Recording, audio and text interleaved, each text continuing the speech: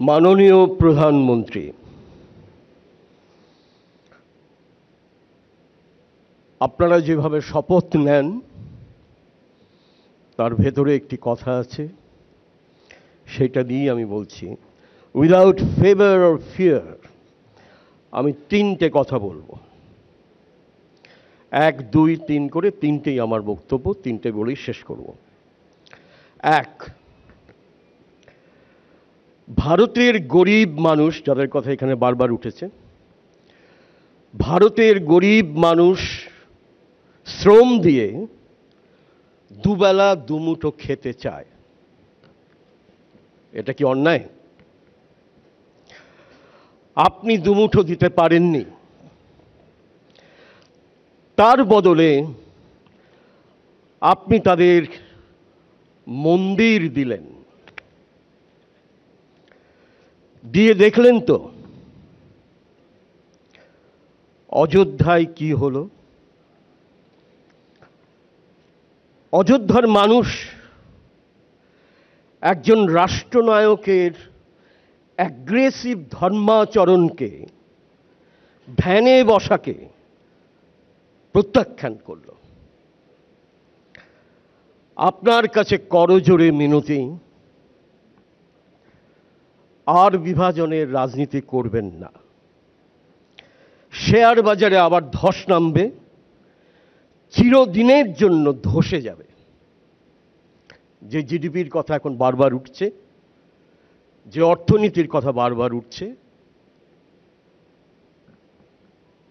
খুব গর্বিত বোধ করেন যারা, তারা যদি ভাবেন এত অর্থনৈতিক উন্নতি, এত জিডিপি ভালো, পৃথিবীতে র্যাঙ্ক করছে ভারতবর্ষ, তাহলে দুদিন আগে কুয়োতে জল তুলতে গেল যে ছেলেটি, তাকে ব্রাহ্মণরা, উচ্চ বর্ণের মানুষরা এই জল তুলো না বলে মারতে এলো কেন? এটা সরাসরি যে দেশের অর্থনীতি উন্নত হয়, এই আচরণগুলো সংযত হয়। আপনারা ইউরোপ আমেরিকাতেও দেখবেন হয়, সেখানেও হয়, কিন্তু অনেক সংযত।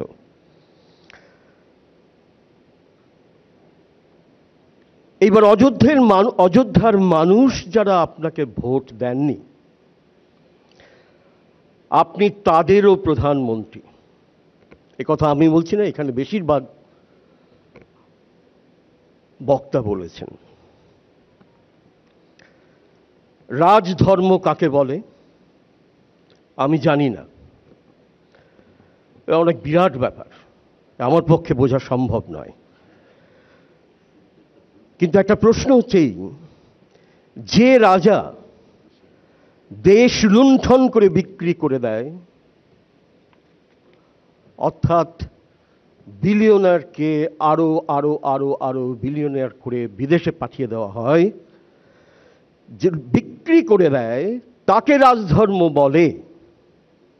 নাকি যিনি সব ধর্মকে সমান সম্মান দিয়ে মানুষকে খেতে দেন, তাকে রাজধর্ম বলে? আমি ছোট মুখে বড় কথা বলে ফেললাম, ক্ষমা করবেন। কিন্তু আপনি কি করবেন সেটা আপনি ঠিক করবেন, আমরা কেউ ঠিক করে দিতে পারবো না। বাংলা ভাষার অকাল প্রয়াত কবি রুদ্র মোহাম্মদ শহীদুল্লাহ, তার দুটো লাইন মনে পড়ছে। কথা ছিল, আমাদের ধর্ম হবে ফসলের সুষম বন্টন, আমাদের তীর্থ হবে শস্যপূর্ণ ফসলের মাঠ। 2, শুনছি, দেখছি, বলছি আমরা সবাই, অন্ধ্রপ্রদেশ অনেক পাবে, বিহার অনেক পাবে, পাক, আপনি দিন, আপনাকে দিতেই হবে। ক্রাচ একটা নয়, দুটো ক্রাচ নিয়ে আপনি নতুন করে হাঁটা শুরু করলেন। ক্রাচ মানব সভ্যতায় একই সঙ্গে বিখ্যাত এবং কুখ্যাত, সরে যাওয়ার জন্য। ওরা দুজনেই ভারত বিখ্যাত ক্রাচ, সেটা আমরা সবাই জানি। উড়িষ্যা এবার উজাড় করে আপনাকে দিয়েছে, নবীনবাবু চলে গেলেন। আপনাকে উড়িষ্যাকেও দিতে হবে, দিন, তাতে আমাদের কোনো আপত্তি নেই, কিন্তু বাংলাকে দেবেন না,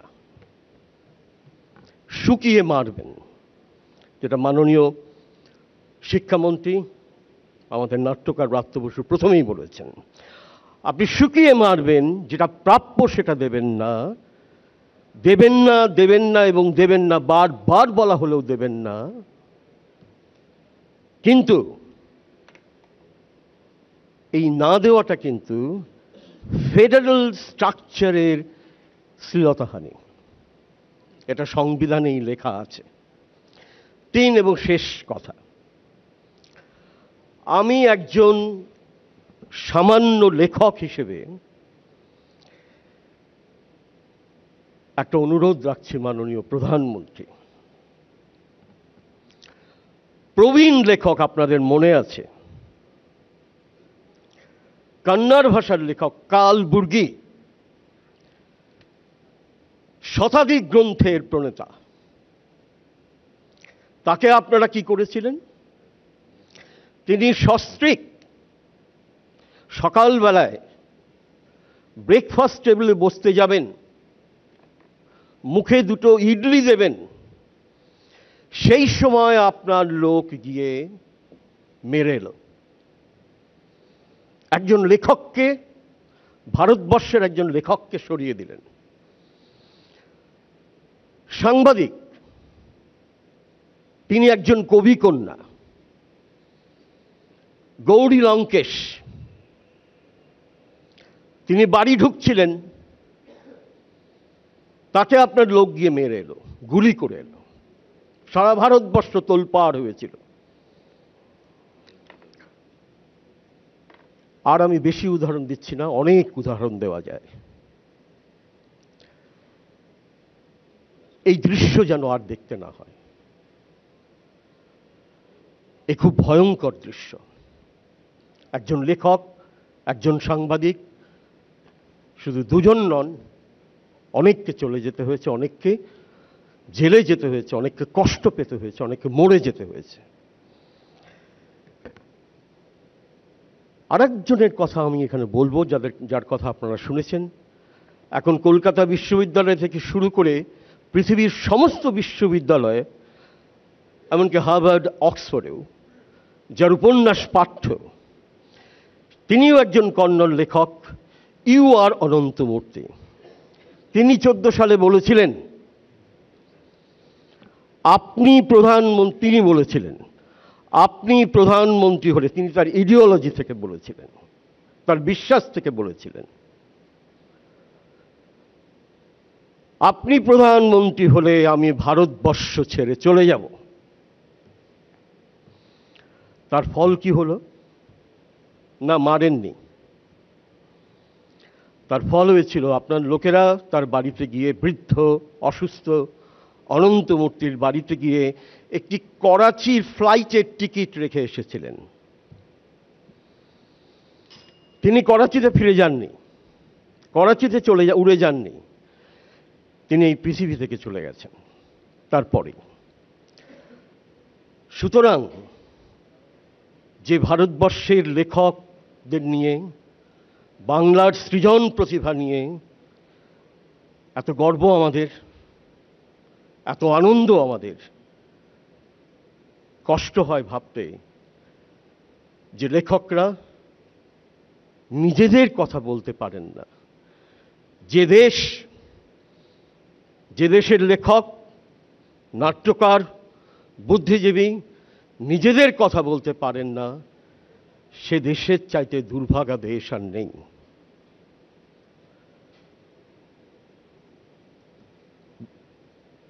ইংল্যান্ডের একজন নাট্যকারের কথা বলে শেষ করব।